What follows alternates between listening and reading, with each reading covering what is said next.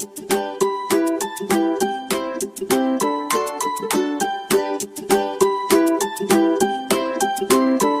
Evening friends, आप सभी का आपके अपने चैनल लास्ट स्टेप पर स्वागत है। तो आज हम लोग बिहार दरोगा प्रैक्टिस सेट नंबर 31 देखेंगे, जिसमें टोटल 40 प्रश्न हैं। आप लोग इन प्रश्नों का उत्तर कमेंट बॉक्स में लिखने का कोशिश ज़रूर कीजिएगा। तो चलिए शुरू करते हैं। तो आज का हमारा पहला सवाल है, निम्नलिखित में से किस में हाइड्रोजन बंधन नहीं पाया जाता है? आज का पहला सवाल है हमारा, निम्नलिखित में से किस में हाइड्रोजन बंधन नहीं पाया जाता? तो पहला का आंसर हो जाएगा डी, यानी कि H2S में। जब हाइड्रोजन अत्यधिक विद्युत ऋणात्मक तत्वों जैसे क्लोरीन, ऑक्सीजन, नाइट्रोजन से क्रिया करता है तो इसके यौगिकों के बीच एक अतिरिक्त बंधन का निर्माण होता है, जिसे हाइड्रोजन बंधन कहा जाता है। और H2S इसका मतलब होता है हाइड्रोजन सल्फाइड। नेक्स्ट क्वेश्चन है, लूनर कास्टिक के नाम से जाना जाता है। आज का हमारा दूसरा सवाल है, लूनर कास्टिक के नाम से जाना जाता है। तो इसका आंसर हो जाएगा सी, यानी कि सिल्वर नाइट्रेट जाना जाता है। सिल्वर नाइट्रेट यानी कि AgNO3 को लूनर कास्टिक के नाम से भी जाना जाता है। इसका उपयोग मतदान के समय मतदाताओं की उंगली पर लगाई जाने वाली स्याही को बनाने में किया जाता है। नेक्स्ट क्वेश्चन है,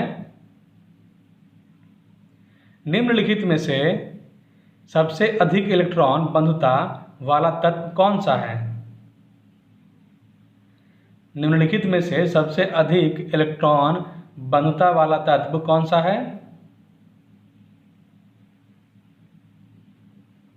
तो तीसरा का आंसर हो जाएगा ए, यानी कि क्लोरीन।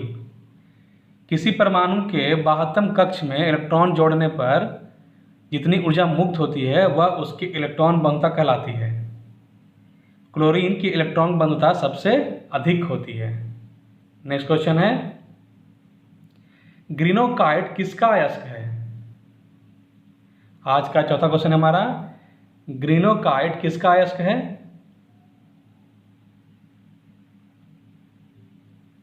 ग्रीनोकाइट किसका अयस्क है?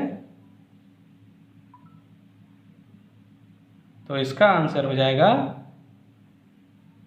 बी, यानी कि कैडमियम का। नेक्स्ट क्वेश्चन है, गन मेटल मिश्र धातु के अवयव हैं। गन मेटल मिश्र धातु के अवयव में किसके मिश्र धातु के अवयव हैं? गन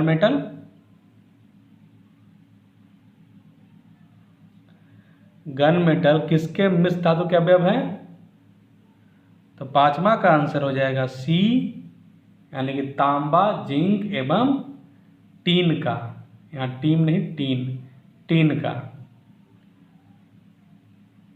तांबा, जिंक और टीन गन मेटल मिश्र धातु के अवयव हैं। तांबा, जिंक और निकेल जो है, तांबा, जिंक और निकेल यह जर्मन सिल्वर के एवं तांबा, जिंक और लोहा यह डेल्टा मेटल के अवयव हैं। फिर से सुनिए इसको, इसका जो आंसर हो जाएगा वो तांबा, जिंक और टीन हो जाएगा, जो गन मेटल का मिश्र धातु है। वहीं अगर हम लोग देखें तांबा, जिंक और निकेल का, तो यह जो है जर्मन सिल्वर का मिश्र धातु है। उसके बाद तांबा, जिंक और लोहा यह डेल्टा मेटल के अवयव हैं। नेक्स्ट क्वेश्चन है, किस रासायनिक यौगिक को कांच में मिला देने से कांच का रंग गहरा नीला हो जाता है? आज का छठा क्वेश्चन है हमारा, किस रासायनिक यौगिक को कांच में मिला देने से कांच का रंग गहरा नीला हो जाता है?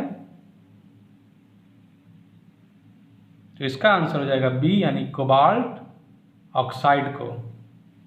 नेक्स्ट क्वेश्चन है, यूरोपा की निम्नलिखित में से किस ग्रह का उपग्रह है?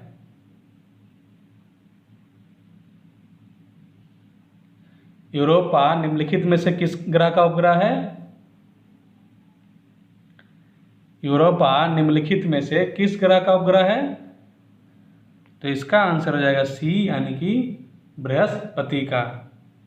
इसके अलावा गैनीमीड, आयो, यूरोपा, कैलिस्टो, अलंथिया आदि बृहस्पति ग्रह के उपग्रह हैं। नेक्स्ट क्वेश्चन है, शरद विषुव की स्थिति कब होती है? शरद विषुव की स्थिति कब होती है? आज का 8वां क्वेश्चन हमारा, शरद विषुव की स्थिति कब होती है? तो इसका आंसर हो जाएगा डी, यानी कि 23 सितंबर को। 21 मार्च और 23 सितंबर को सूर्य विषुवत रेखा पर लंबवत चमकता है। ऐसी स्थिति में सर्वत्र दिन व रात की अवधि बराबर होती है। दिन व रात की अवधि के बराबर रहने एवं ऋतु की समानता के कारण इसे विषुव या समरात दिन कहते हैं। 21 मार्च को बसंत विषुव की स्थिति एवं 23 सितंबर को शरद विषुव की स्थिति होती है। 21 मार्च को क्या होती है? तो 21 मार्च को बसंत विषुव की स्थिति होती है और वही 23 सितंबर को शरद विषुव की स्थिति होती है। नेक्स्ट क्वेश्चन है, म्याना ज्वालामुखी कहाँ स्थित है? म्याना ज्वालामुखी कहाँ स्थित है? तो इसका आंसर हो जाएगा सी, यानी कि फिलीपींस में स्थित है। इसके अलावा माउंट ताल एवं माउंट पिंटुबो ज्वालामुखी भी फिलीपींस में है। नेक्स्ट क्वेश्चन है, निम्नलिखित में से कौन सी जल संधि अंडमान सागर एवं दक्षिण चीन सागर को जोड़ती है? निम्नलिखित में से कौन सी जल संधि अंडमान सागर एवं दक्षिण चीन सागर को जोड़ती है?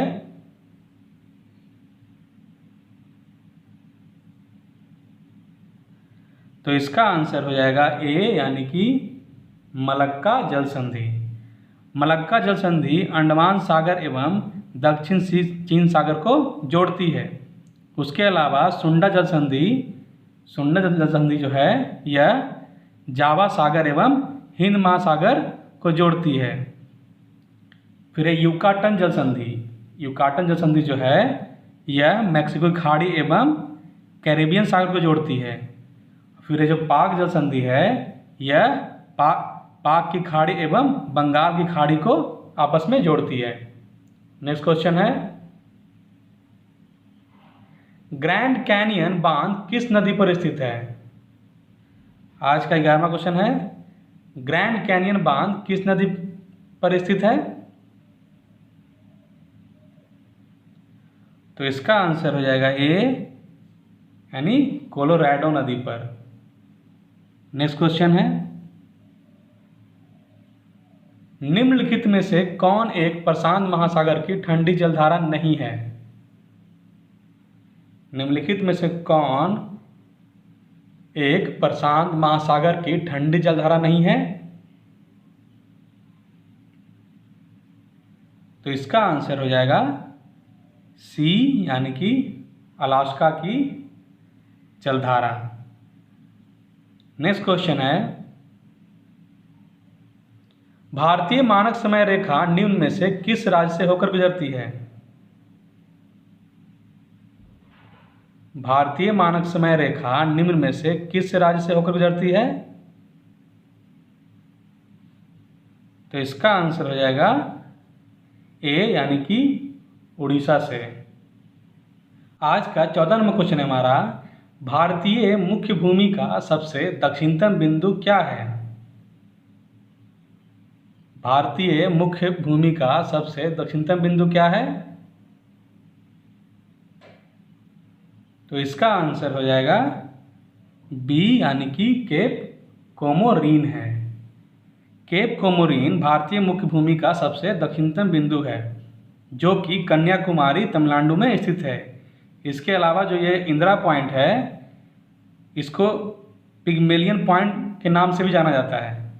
यह भी भारत की मुख्य भूमि से दूर दक्षिणतम बिंदु है।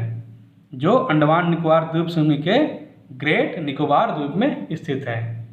नेक्स्ट क्वेश्चन है, निम्नलिखित में से किस देश के साथ पश्चिम बंगाल राज्य की सीमा नहीं लगती है? निम्नलिखित में से किस देश के साथ पश्चिम बंगाल राज्य की सीमा नहीं लगती है? तो इसका आंसर हो जाएगा बी यानी कि म्यांमार। म्यांमार। पश्चिम बंगाल राज्य की सीमा 3 देशों भूटान, नेपाल और बांग्लादेश के साथ लगती है, म्यांमार के साथ नहीं लगती। नेक्स्ट क्वेश्चन है, मुलिंगला दर्रा किस राज्य या केंद्र शासित प्रदेश में है? मुलिंगला दर्रा किस राज्य या केंद्र शासित प्रदेश में है? तो इसका आंसर हो जाएगा सी यानी कि उत्तराखंड में है। मुलिंगला दर्रा के अलावा मानाला दर्रा एवं नीति दर्रा भी उत्तराखंड राज्य में बृहद हिमालय प्रदेश में स्थित है। नेक्स्ट क्वेश्चन है, टोंस नदी किस नदी की सहायक नदी है?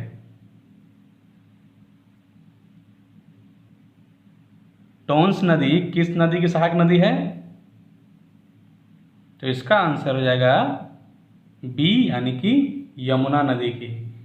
टोंस के अलावे चंबल, सिंध, बेतवा, केन, हिंडन, सेंगर, रिहंद, यमुना की अन्य प्रमुख सहायक नदियां हैं। नेक्स्ट क्वेश्चन है, दुग्धधारा जलप्रपात किस नदी पर स्थित है? दुग्धधारा जलप्रपात किस नदी पर स्थित है?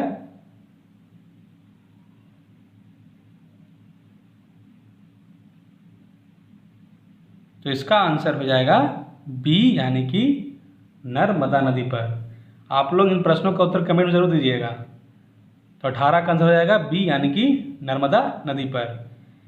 इसके अलावा कपिलधारा, धुआंधार जलप्रपात भी मध्य प्रदेश राज्य में नर्मदा नदी पर ही स्थित है। नेक्स्ट क्वेश्चन है, निमाड़ी निम्न में से किसकी नस्ल है?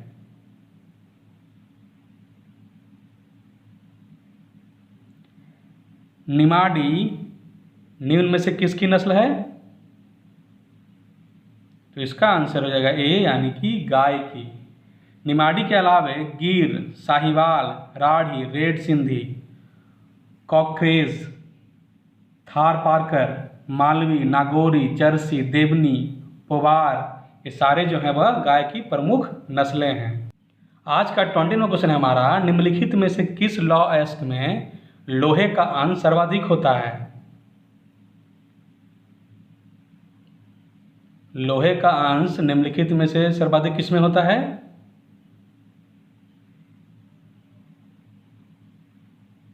तो इसका आंसर हो जाएगा सी यानी कि मैग्नेटाइट में।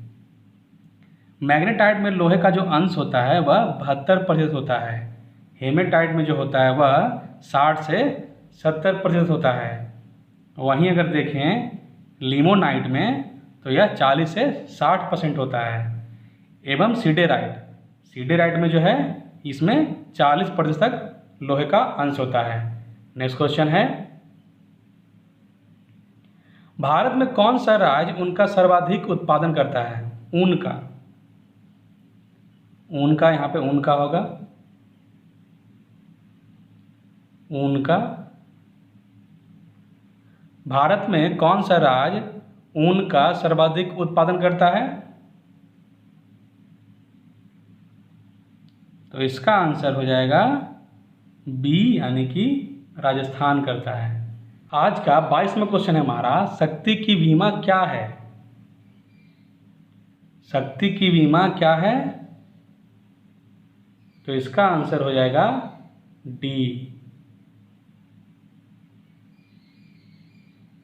नेक्स्ट क्वेश्चन है, ध्वनि का तारत्व निर्भर करता है उसके। ध्वनि का तारत्व किस पे निर्भर करता है? तो इसका आंसर हो जाएगा बी यानी कि आवृत्ति पर।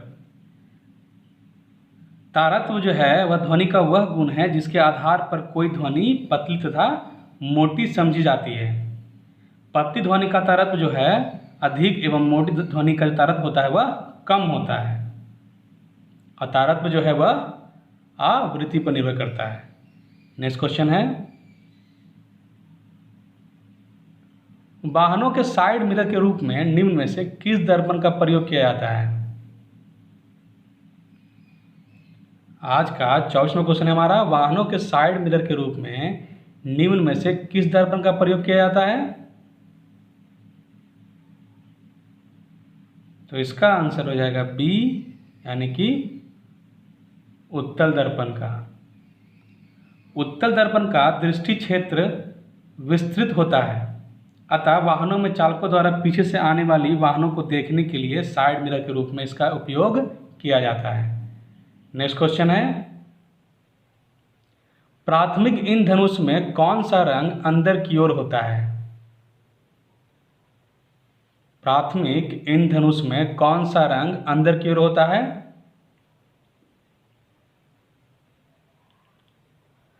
तो इसका आंसर हो जाएगा बी, यानी कि बैगनी। नेक्स्ट क्वेश्चन है, निम्नलिखित में से कौन विद्युत चुंबकीय तरंग है? 26वां क्वेश्चन है आज का, निम्नलिखित में से कौन विद्युत चुंबकीय तरंग है? तो इसका आंसर हो जाएगा डी, यानी कि एक्स तरंग है। नेक्स्ट क्वेश्चन है, दृश्य विकिरण की खोज किस वैज्ञानिक ने की थी? दृश्य विकिरण की खोज किस वैज्ञानिक ने की थी? तो इसका आंसर हो जाएगा सी, यानी कि न्यूटन ने। नेक्स्ट क्वेश्चन है, संविधान के अनुच्छेद 1 के अंतर्गत यूनियन ऑफ स्टेट्स में निम्न में से कौन सम्मिलित है? आज का 28वां क्वेश्चन है हमारा, संविधान के अनुच्छेद 1 के अंतर्गत यूनियन ऑफ स्टेट्स में निम्न में से कौन सम्मिलित है? तो इसका आंसर हो जाएगा ए, यानी कि केवल राज्य।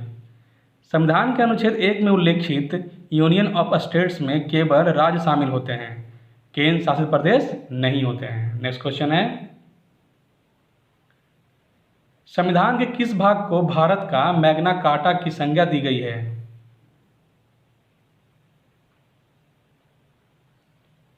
संविधान के किस भाग को भारत का मैग्ना कार्टा की संज्ञा दी गई है? तो इसका आंसर हो जाएगा सी, यानी भाग 3 को। नेक्स्ट क्वेश्चन है, संसदीय प्रणाली में शून्यकाल किसकी देन है? संसदीय प्रणाली में शून्यकाल किसकी देन है? तो इसका आंसर हो जाएगा ए, यानी कि भारत की।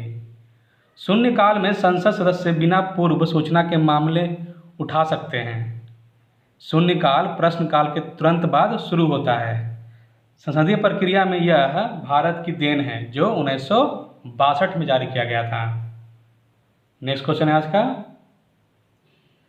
तमिलनाडु सरकार द्वारा केंद्र राज्य संबंधों में सुधार के लिए राजमन्नार समिति का गठन कब किया गया था? तमिलनाडु सरकार द्वारा केंद्र राज्य संबंधों में सुधार के लिए राजमन्नार समिति का गठन कब किया गया था? तो इसका आंसर हो जाएगा बी, यानी कि 1970 में किया गया था। राजमन्नार समिति का गठन केंद्र व राज्यों के बीच विवादों को सुलझाने के लिए 1970 में किया गया था। तमिलनाडु सरकार द्वारा केंद्र व राज्य के बीच संबंधों पर विचार करने के लिए यह समिति की गठन हुई थी। आज का 34 नंबर क्वेश्चन है हमारा, सदन की अनुमति के बिना कोई भी सदस्य कितनी अवधि से अधिक समय के लिए सदन की सभी बैठकों से अनुपस्थित रहता है तो सदन उसका पद रिक्त घोषित कर सकता है? क्वेश्चन को अच्छे से पढ़िए। सदन की अनुमति के बिना कोई भी सदस्य कितनी अवधि से अधिक समय के लिए सदन की सभी बैठकों से अनुपस्थित रहता है तो उसका जो पद है वह सदन रिक्त घोषित कर सकता है। तो इसका आंसर हो जाएगा डी, यानी कि इनमें से कोई नहीं। यदि कोई सदस्य सदन की अनुमति के बिना 60 दिन की अवधि से अधिक समय के लिए सदन की बैठक में अनुपस्थित रहता है तो सदन क्या करता है, उसका जो पद होता है वह रिक्त घोषित कर सकता है। नेक्स्ट क्वेश्चन है 60 दिन, इसका आंसर होगा। नेक्स्ट क्वेश्चन है किस अनुच्छेद के तहत राज्यसभा संसद को राज्य सूची के विषयों पर विधि बनाने हेतु अधिकृत कर सकती है? किस अनुच्छेद के तहत राज्यसभा संसद को राज्य सूची के विषयों पर विधि बनाने हेतु अधिकृत कर सकती है? तो इसका आंसर हो जाएगा बी, यानी कि अनुच्छेद 249। अनुच्छेद 249 के तहत राज्यसभा को यह शक्ति प्राप्त है कि वह वह राज्य सूची में शामिल विषयों पर विधि बनाने के लिए संसद को अधिकृत कर सकती है। नेक्स्ट क्वेश्चन है न्यूनतम समर्थन मूल्य यानी कि एमएसपी की अवधारणा किस समिति द्वारा दी गई है? न्यूनतम समर्थन मूल्य यानी कि एमएसपी की अवधारणा किस समिति द्वारा दी गई है? तो इसका आंसर हो जाएगा डी, यानी लक्ष्मीकांत झा समिति के द्वारा। नेक्स्ट क्वेश्चन है भारत में पहली बार जेंडर बजट कब पेश किया गया? भारत में पहली बार जेंडर बजट कब पेश किया गया? तो इसका आंसर हो जाएगा बी, यानी कि 2005-06 में। नेक्स्ट क्वेश्चन है निम्नलिखित में से कौन बहुआयामी गरीबी सूचकांक के आयामों में शामिल नहीं है? निम्नलिखित में से कौन बहुआयामी गरीबी सूचकांक के आयामों में शामिल नहीं है? तो इसका आंसर हो जाएगा सी, यानी कि खुशहाली। यूएनडीपी द्वारा जारी बहुआयामी गरीबी सूचकांक के 3 आयाम हैं, स्वास्थ्य, शिक्षा एवं जीवन।